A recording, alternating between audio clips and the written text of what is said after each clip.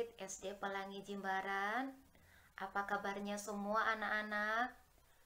Tentunya dalam keadaan sehat semua ya. Bertemu kembali di channel Pelangi Jimbaran. Pasti kalian semua sudah siap-siap untuk mengikuti pelajaran hari ini. Ayo siapkan buku, pensil, dan alat-alat pembelajaran hari ini. Kalau sudah, kita memulainya dengan doa. Kita berdoa sesuai agama dan keyakinan masing-masing. Berdoa dimulai.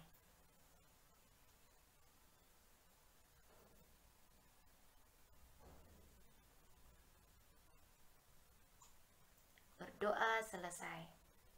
Baik anak-anak, silakan menyimak materi pembelajaran yang ada di video berikut ini. Semangat! Sebelum kita memulai pelajaran, kita tepuk BPK bersama-sama ya. 1, 2, 3. Tepuk BPK, religius, nasionalis, mandiri, gotong royong, integritas, Pelangi Jimbaran berkarakter kuat. Oke, sekarang kita lanjutkan dengan salam PPK. Oke, kita mulai. 1, 2, 3. Salam PPK. Salam cerdas, menyenangkan, berkarakter, luar biasa, hebat. Nah, setelah itu kita akan menyanyikan lagu wajib nasional.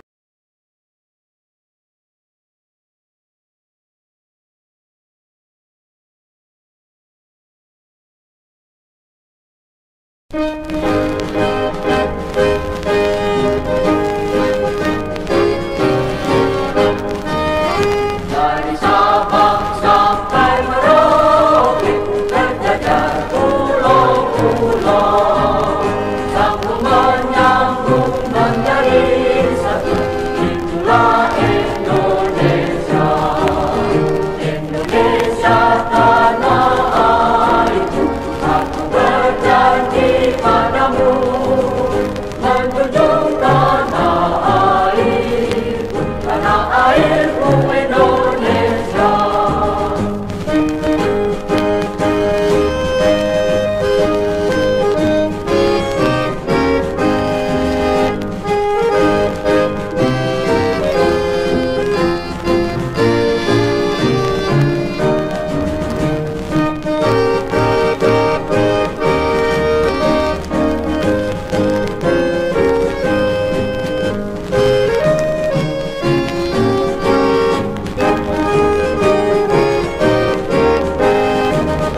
Dari Sabang sampai Merauke, terjajar pulau-pulau,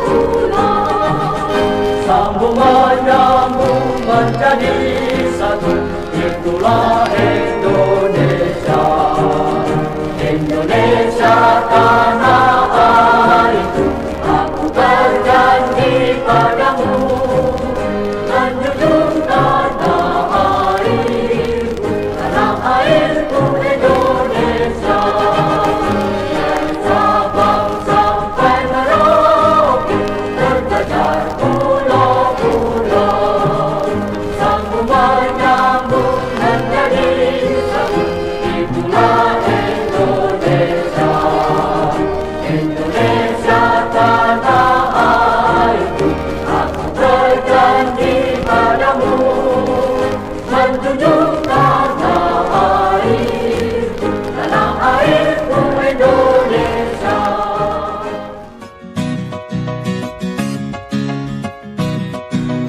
Halo, selamat pagi anak-anak. Apa kabar kalian semua pagi ini? Ya, pagi ini Bu Linda akan membahas tentang ciri-ciri dan penyesuaian diri tumbuhan.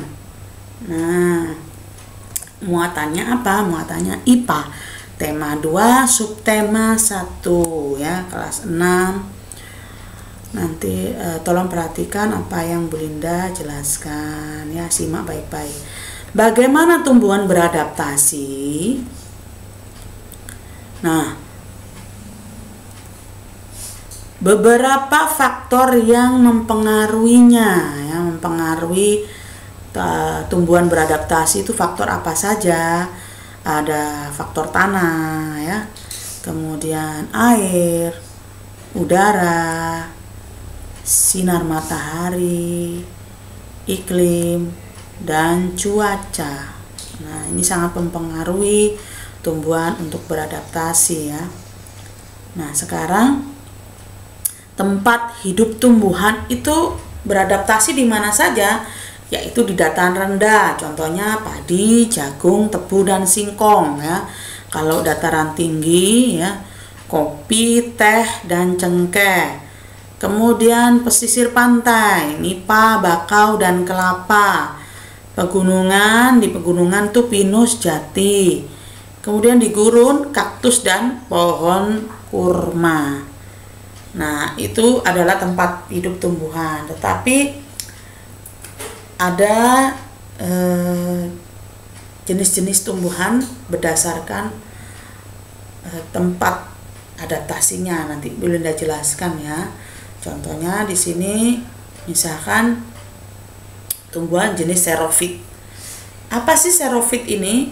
Nah, xerophyt adalah jenis tumbuhan yang beradaptasi dengan lingkungan yang panas dan kering seperti gurun. Ya, biasanya di gurun itu ada jenis tumbuhan tertentu, tidak semua tumbuhan bisa hidup. Nah, contohnya apa tumbuhannya? Yaitu kaktus, ya. Kemudian yang kedua, pohon kurma. Mengapa kaktus ini bisa hidup di gurun atau di panas, lingkungan yang panas dan kering, ya.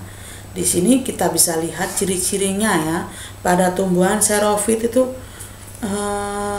apa sih ciri-cirinya? Kenapa mereka bisa hidup di lingkungan yang panas dan kering? Nah, perhatikan nih ciri-cirinya tumbuhan dan jenis xerophyt, ya, tumbuhan jenis xerophyt ini. Yang pertama, permukaannya tuh dilapisin lilin, ya. Kemudian ukuran daunnya kecil, sedikit stomata. Ini untuk mengurangi apa? Penguapan. Batangnya berdaging, ya, menyimpan cadangan makanan di situ. Kemudian akarnya memanjang dan menyebar untuk mencari sumber mata air. Jadi akarnya panjang dan menyebar. Nah, sekarang contoh-contohnya nih, ya.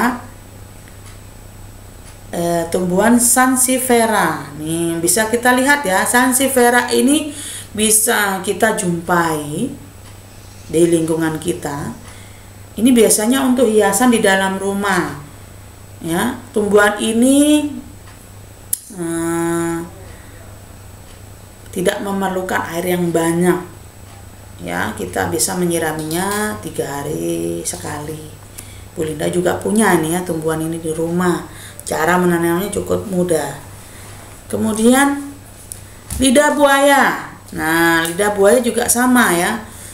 Ini daunnya berdaging tebal, kemudian berduri, ya.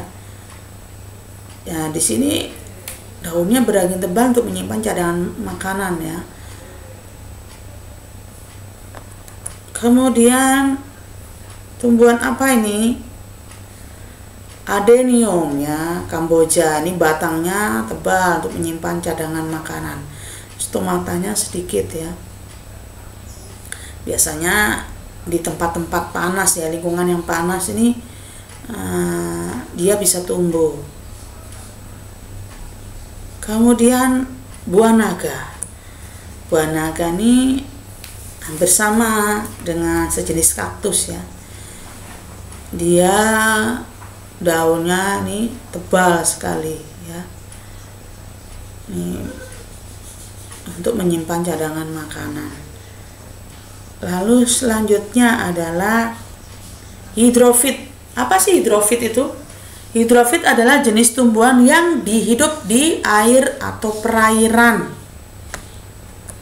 Contohnya, ciri-cirinya bagaimana? Nah, ciri-cirinya terapung di air, daunnya lebar, batangnya menggembung, akarnya kecil. Nah, terapung di air ya biasanya hidupnya. Daunnya lebar untuk apa?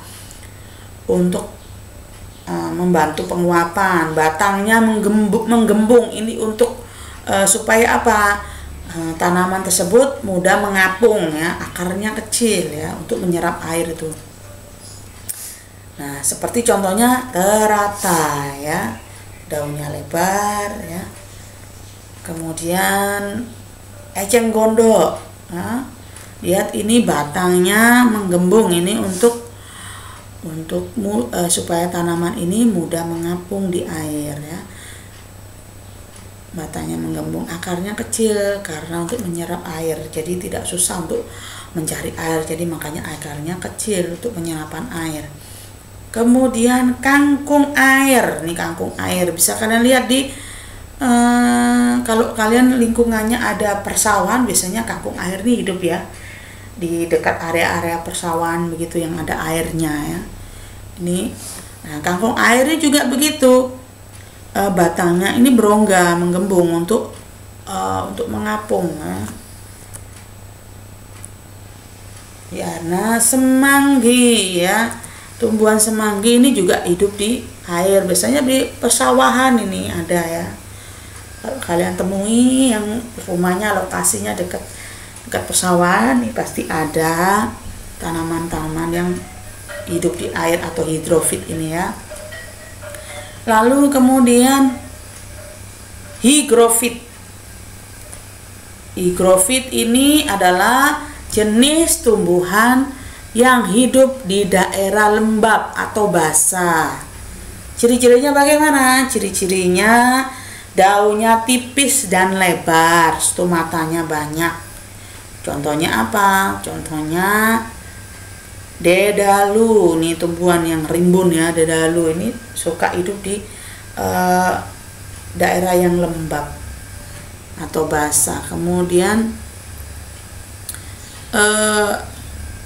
apa ini? Gandarusa. Gandarusa ini juga tumbuhan yang sejenis higrofit ya, yang hidup di daerah lembab atau basah. Lalu kemunting. Kemunting ini sama juga ya, termasuk tumbuhan higrofit. Kemudian tanaman paku ya. Kalau kalian lihat di daerah yang lembab, misalkan lembah-lembah, jurang lembah, itu tanaman paku ini ada di sana ya, karena dia suka di tempat yang lembab. Lumut ya, lumut juga di daerah lembab atau basah. Atau rumah kalian misalkan ada di halaman kalian yang lembab, itu pasti tanaman paku akan tumbuh atau lumut ya. Ini biasanya tumbuh secara liar. Kemudian yang ketiga ada halofit. Halofit adalah jenis tumbuhan yang hidup di tempat asin seperti pantai atau laut ya. Ciri-cirinya akarnya kuat ya, separuh tergenang air. Separuh tumbuhannya, terus akarnya ada yang di dalam air, ada yang juga muncul di atas air. Contoh tanamannya seperti apa? Misalkan bakau ya, pohon bakau. Kalau kalian ke mangrove itu pasti lihat beberapa macam tanaman bakau ya. Ada yang akarnya itu keluar di air ya, itu untuk menghirup oksigen ya.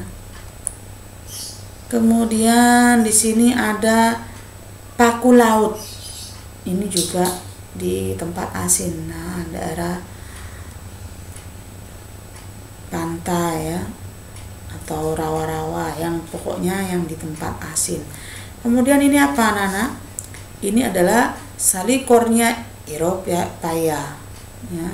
Ini juga di tanah yang kadar asinnya tinggi. Ya, bisa kalian nanti kalau cari ya di tempat-tempat yang seperti pantai atau laut, itu ada beberapa tanaman di sana, bisa kalian lihat, termasuk tumbuhan halofit.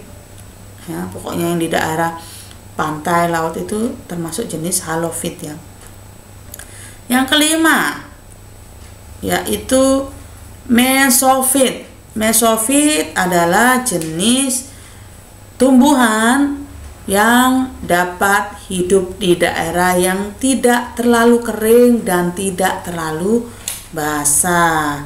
Ciri-cirinya seperti apa? Ciri-cirinya akarnya tumbuh pesat dan bercabang. Daunnya biasanya tipis dan lebar, stomatanya biasanya berada di bawah daun untuk menghindari penguapan yang berlebihan. Ini bisa kalian lihat dalam kehidupan sehari-hari tanaman ini ya. Contohnya misalkan apa? Pohon pisang, kemudian ada pohon mangga nih ya. Lalu ada lagi pohon pepaya. Kemudian ada lagi pohon rambutan. Banyak lagi ya yang termasuk mesofit. Jadi kalian sudah tahu ya berapa jenis tumbuhan ya yang dilihat dengan adaptasi lingkungannya atau habitatnya. Ada halofit, tadi mesofit ya, hidrofit ya. Itu bisa kalian pelajari lagi atau bisa kalian catat lagi di buku kalian. Ya, bisa kalian juga baca-baca di buku kalian halaman 5, 6, kemudian ada juga di halaman 14 ya. Ya, di tema 2. Subtema 1 itu ada, kalian juga pelajari, bisa kalian baca-baca buku kalian. Bu Linda hanya menjelaskan setidaknya yang tidak ada di buku, Bu Linda jelaskan supaya kalian lebih paham lagi. Kalian juga bisa baca-baca yang di buku atau cari-cari di Google ya, di internet. Nah, sekarang kita lihat cara tumbuhan melindungi diri. Contohnya 1, memiliki duri. Ya, contohnya pada tumbuhan apa? Contohnya mawar, kaktus, putri malu, durian, dan salak. Nah, duri ini sebagai apa? Sebagai pelindung supaya mangsa itu tidak bisa memakan tumbuhan tersebut. Maka durinya sebagai senjata untuk melindungi diri pada tumbuhan ya. Yang kedua adalah tumbuhan ini menghasilkan getah. Contohnya pada tanaman apa? Yaitu sawo, pepaya, pohon karet, nangka, sukun, keluwi, dan mangga. Nah, getah ini dapat menempel atau melekatkan pada tubuh hewan yang akan mengganggu tumbuhan tersebut. Ya, fungsinya getah itu. Kemudian yang ketiga, memiliki rambut atau bulu halus. Nah, contohnya bambu. Nah, bulu-bulu halus ini apabila mengenai kulit pemangsanya akan menyebabkan gatal ya. Gatal bagi pemangsanya ya. Kemudian yang keempat, memiliki racun ya. Contohnya tanaman gadung, kecubung, karet, jarak, dan tanaman upas. Nah, jika tanaman dimakan akan menyebabkan keracunan bagi pemangsanya. Kalau bagi hewan ini ya akan menyebabkan keracunan. Kalau bagi manusia, Bu, manusia juga sama, tetapi efeknya tidak terlalu besar, hanya mabuk. Tapi kalau terlalu makannya terlalu banyak, ya bisa menyebabkan keracunan ya.